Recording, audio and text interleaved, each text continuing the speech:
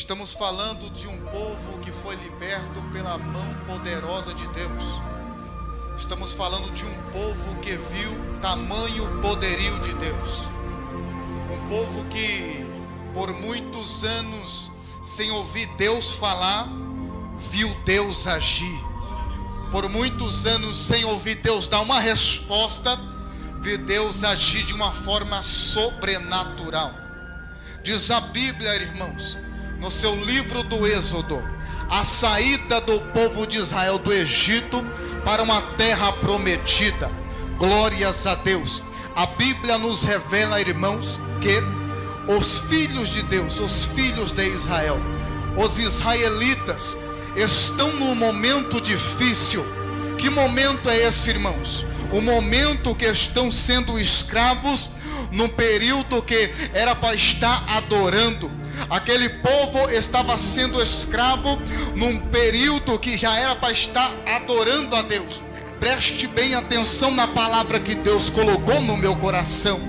Irmãos, a Bíblia vai dizer que estes povos, há muitos anos estando no Egito, já estão cansados, porque a vida escrava, irmãos, não é fácil. A vida sendo escravo, irmãos, é muito difícil, é muito tensa. Para você que entende bem, não é uma vida como a nossa, que passa 8 horas de trabalho trabalhando, e muitas das vezes pega o ônibus e digamos, estamos cansados, estamos fadigados, não conseguimos muito menos orar, não conseguimos muito menos ir para a igreja. Aquele povo estava sendo escravo de dia, e sendo escravo de tarde, e sendo escravo de noite, mas Deus dos céus já estava olhando e estava dizendo: vou eu preparar um homem para libertar o povo que é meu, porque povo que é meu não anda sendo escravo, anda sendo liberto. Povo que é meu não anda sendo amarrado nas correntes, anda sendo libertos, adorando o nome santo do Senhor.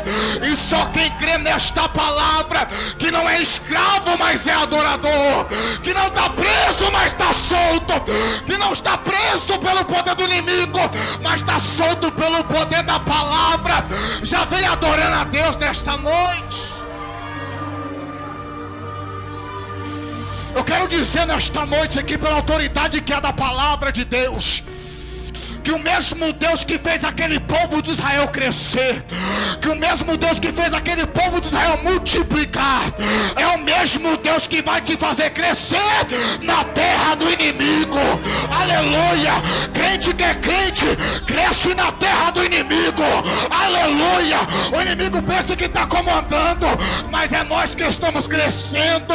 O mundo está pensando que nós já perdemos tudo, mas está vendo a igreja de Cristo? É um culto de finados, é um culto que nós estamos aqui no feriado de finados. Olha a igreja como é que está adorando aquele que morreu e ao terceiro dia reviveu. Aleluia. Que aquele que fala mal de você ou fala mal de mim, a palavra pode me fazer profetizar sobre isso. Vai descer o temor sobre o coração dele, sobre o coração dela. E o negócio não é cultuar separado, não. O negócio é pegar um na mão do outro e falar: o inimigo quis envergonhar, mas nós vamos nos ajuntar e vamos adorar o Rei da Glória junto. Deus tem um propósito. Não se levanta como Jonas, não, irmão, sem propósito, sem direção, em direção ao contrário. Se for para se levantar a igreja de Cristo, se levante com propósito, se levante com direção. Sabe por quê, irmãos? Porque Deus fez aquele menino não ter nome, para um dia dar uma história para ele, para depois dar um nome.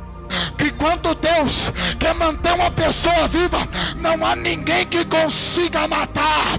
Eu estou dizendo que quando Deus tem propósito, pode passar 3 dias no peixe, 4 dias enterrado, ó glória, 3 dias, Jesus, aleluia. Pode passar, pode, mas se tem propósito, ele sai, ele sai, ele sai, ele sai.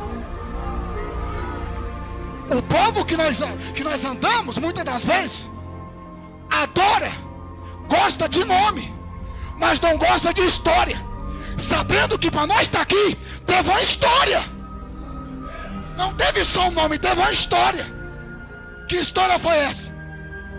Um homem, Deus, João 3,16. Deus amou o mundo de tal maneira que deu seu filho. A história, para todo aquele nele crê, não pereça, mas tenha vida eterna. Sabe o que é isso? É uma história. Você está aqui por causa da história do amor de Deus na sua vida. Você está aqui liberto, lavado, remido pelo sangue de Cristo, pela história que Ele fez há 2000 anos. Há 2000 anos atrás, Ele fez essa história para você estar vivo aqui hoje. Moisés, ele passou por uma história, teve um nome, mas ele preferiu ter uma história viva do que ter um nome morto. Valorize a sua história, porque foi ela que te trouxe aqui. Valorize a tua história, porque foi ela que te trouxe aos pés da cruz.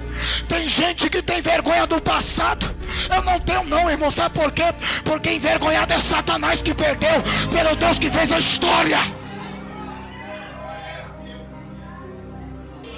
Mas eu e você foi chamado para ter azeite. E para quando nós vemos aquelas pessoas que descem de Jerusalém para Jericó, nós falamos: não vou te julgar porque você está indo a Jericó. Eu vim te dar azeite. Eu vim te curar. O que é esse, irmãos? O que é o azeite? Com que você vai curar, irmãos? Você vai curar com que Deus te deu a palavra. Você vai curar com que Deus te deu a palavra. Aí a Bíblia vai dizer, irmãos, que ele desce.